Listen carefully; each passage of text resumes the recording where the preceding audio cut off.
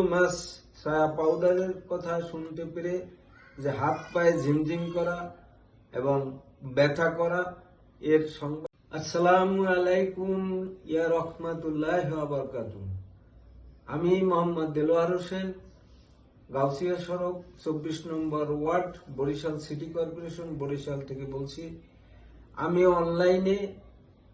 অনলাইনে এই নিউরোমাস ছায়া পাউডারের কথা শুনতে পেরে যে হাত পায়ে ঝিমঝিম করা এবং ব্যথা করা এর সংবাদ শুনে এর ফুল কোর্স 2টা আমি সেবন করি।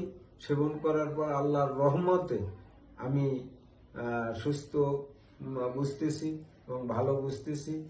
তো আপনাদের যদি কেউ এই ধরনের সমস্যা থাকে তাহলে আপনারা এই পাউডারটি ব্যবহার করতে পারেন।